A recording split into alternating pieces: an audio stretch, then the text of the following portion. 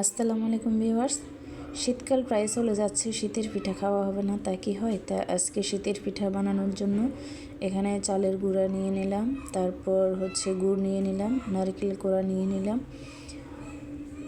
এর সাথে আরও অন্য অন্য যে সমস্ত উপকরণগুলো প্রয়োজন সেগুলোও নিয়ে নিলাম।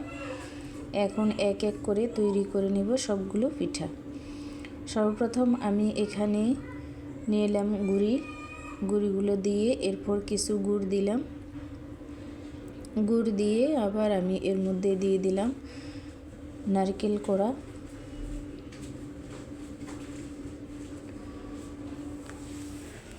দিয়ে যেভাবে আমরা সাধারণত তৈরি করি পিঠা ওভাবে তৈরি করে নিচ্ছি। গুঁড়িগুলোকে আমি সামান্য লবণ আর হালকা পানি দিয়ে একটু মেখে রাখছিলাম। হয়ে গেছে, এখন দেওয়ার পালা। এখন সুতি তেনা দিয়েই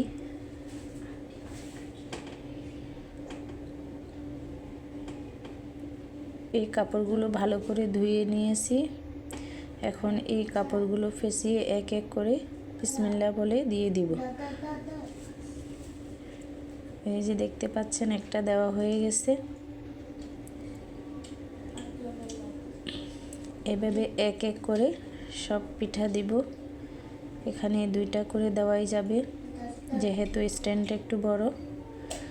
দেখতে পাচ্ছেন পিঠাগুলো কেমন হয়েছে।